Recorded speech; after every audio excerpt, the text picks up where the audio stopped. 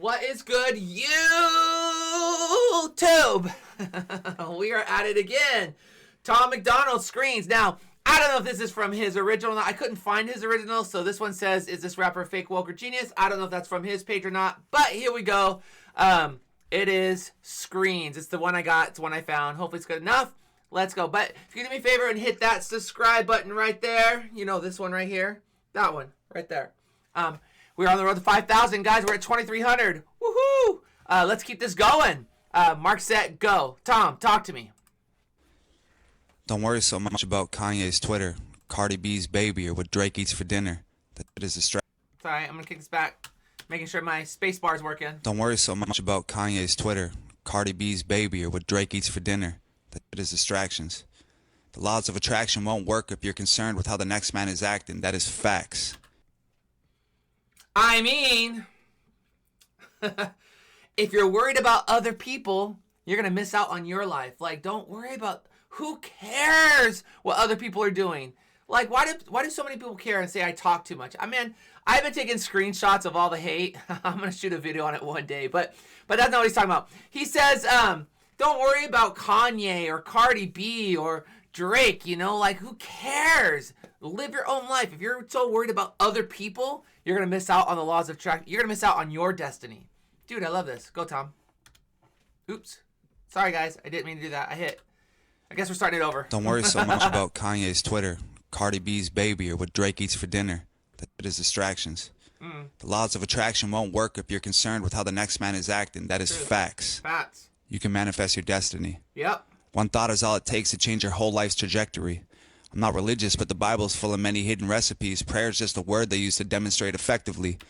Yeah, you may not be religious, and I wouldn't consider myself religious. I consider myself a Christian, you know, who knows Jesus. But I love what you said here. You can manifest your destiny. Listen, every single goal that I've ever had in my life, and I have a whole bunch more, right?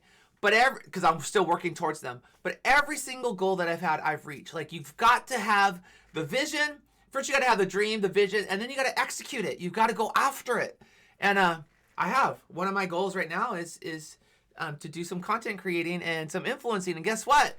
You know, I don't know what I'm doing, but I'm learning as I go, and you guys have been great. So, yeah, you can manifest your destiny. He says one thought will change your whole life's trajectory.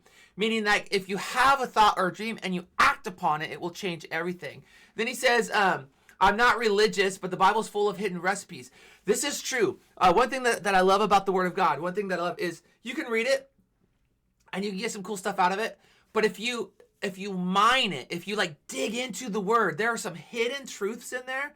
It's like you can pull out these diamonds as you mine the Word. That's there that you don't get in casual reading. So he's right there. He's right there. I love this. Not religious, but the Bible is full of many hidden recipes. Prayer is just a word they use to demonstrate effectively. Yeah. The power of our thoughts create reality collectively. I agree and disagree with this one. Obviously, I agree that our thoughts have a lot of power, but prayer is literally conversation with God, right? So literally, I'm having prayer with you. I'm talking to you. Now, when you talk back with me and we have those conversations in the chats, that would be prayer, except in the context of God, it would be me talking to God and God talking either through his word, through, you know, something audible, through conviction, through his spirit. But yeah, no, that's what prayer is. It's just conversation. So that's the part I disagree on, but I do believe that he says prayer is just a word that they use to demonstrate effectively. And then what else did he say here? Just a word they use to demonstrate effectively. The power of our... He says the power of thoughts create reality collectively. So yeah, I think our thoughts do create reality, and mixed with God's blessing and prayer, but I think prayer is definitely conversation. Thoughts create reality collectively. They're just messing up the messaging. And if you concentrate on good, then you receive good successfully. That's called fate. Yeah, or for some people, they call it karma, right? What comes around goes around. I don't believe in karma. I'm not knocking those who do. It's just not my thing. But on the other hand, I do believe what comes around goes around. Like, if you give a lot of good in this world, at some point it's going to be returned to you. If you give a lot of bad, it's going to be returned to you. You get what you give, in a sense. So you put out a lot of negativity, you're going to get a lot of negativity in return. I agree with that. And if you concentrate on good, then you receive good successfully. Yeah. That's called fate. Fate is something that is meant to be. It happens because you make it so. It's never accidentally. Physical strength don't matter if you're not strong mentally. You can move a boulder with your muscles, but you can move a mountain with your energy. Don't. Here's a funny thing. I mean, he's spitting out facts here, but here's a funny thing. There are some people in life who have this aura, and this aura will like stop like computers, and I've got that's aura. I'm waiting for our government, come on USA, to send me over to China on an all expense paid trip, you know, because my aura literally shuts down computers wherever I go. Seriously, I'll go to Detroit and I'll go get in line to get my rental car, and they'll be like, man, funny, my computer just slowed down completely. It was working just a minute ago. I got to reboot it. I go to Home Depot. I mean, it's every single time it goes. Not just one time. It's every time. It's like, I don't know what's going on. My computer's running slow and I think I need to reboot it. Everywhere I go, it's a running joke at my office because I shut down computers just by walking in the room. It just, everything freezes. So, where's my all-expense paid trip? Send me to China. I can do you guys a favor and have a good time at the same time.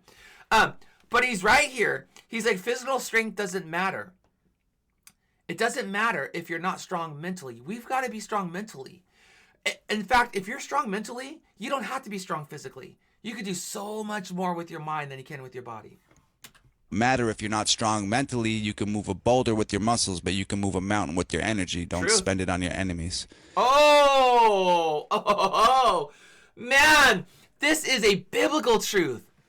This is a biblical truth here. You know, he's speaking like God language here. Listen, your energy matters. Don't waste it on your enemies. Don't give your enemies the time of day. Why? You know, I talk to people, a lot of people in my circle, or not necessarily just people that I run into. I'm like, listen, why do you give people so much of you? Like, who cares what they think? Why do you care if someone likes you or dislikes you if you're not doing life with them?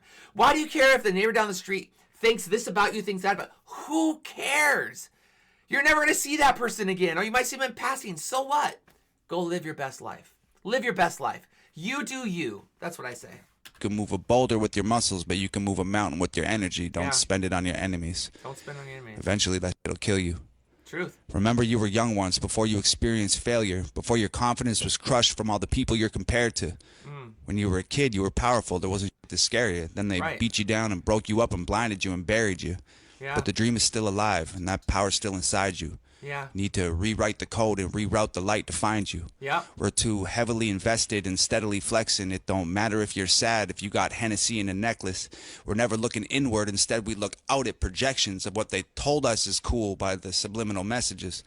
I like what he's saying here because it's not about the external. Listen, I always say this: when God closes the door, he opens a window. And the way I do things is like, I'm like, God, this is my plan. If I don't hear from him, I'm like, God, this is what I'm going to do. I got an A or B choice. I'm going to go do A. And if you close that door, great, I'll go do B. But I'm headed this way. If you need to redirect me because I've got this vision and this heart's desire to do something. I'm headed that way. And I'm going to try everything I can in my power to do that thing. That's what he's saying here. I love that. Who cares what other people say? Instead, we look out at projections of what they told us is cool by the subliminal messages. Right. Look in the mirror. That ain't you, dog. Nope. That's a manufactured persona. Yep. That you subconsciously adopted from pop culture and products. It's because you care too much about Drake, about Kanye, about Cardi B, instead about what's right in front of you and the best that you can be. Oh, it's a bar. I'm a poet. I'm a writer. Maybe I should start doing rapping. No. That they sold you with the promise of joy that you subconsciously adopted from pop culture and products. That they sold you with the promise of joy they wasn't honest, and I don't blame you for hoping it was true when you bought it. But the majority of people aren't as dumb as they seem. Right. If you aren't addicted to drugs, then you're addicted to screens. I mean... Oh! Someone's spitting fire here. I'm not addicted to drugs. I have no addiction problems. Oh, wait, let's do it this way. I have no addiction problems. You're addicted to your screen. It's a problem. People aren't as dumb as they seem. If you aren't addicted to drugs, then you're addicted to screens. I mean, look at you right now. I mean, look at me. We're both staring at our phones. I just hope you like what you see. Oh, snap. I mean, he's calling it out. He's going, hey, y'all are watching me, watch him. I mean, I appreciate it. Don't get me wrong. But he's spitting out facts here. Y'all are watching me watch him. And I hope you like what you see. Ah, that's how it ends. Nice. Nice. Oh, I love that. He just ends it there. Oh, that's great. That makes sense. Screens. Duh. This whole time I thought it was something like screening somebody or, yeah. And he ends it with just, gotta go, guys. Gotta take this call. You know, and what I do is I usually have my phone in my bag. My husband gets so mad at me sometimes. Oh, he doesn't get mad, but he gets it now. But he's like, you never answer your phone. It's like, yeah, I know. Because it's not my priority. Like, I don't care. You know, people want to get a hold of me, they can come knock on my front door because that's the best way. Because most of the time my phone's in my purse because I want, I'm on my phone a lot. But most of the time it's in my purse when someone's in front of me because I want to have that one-on-one, that FaceTime. You know, the phone is just a distraction. So there you go, screens. Yeah, God bless you. I'm out of here. Bye.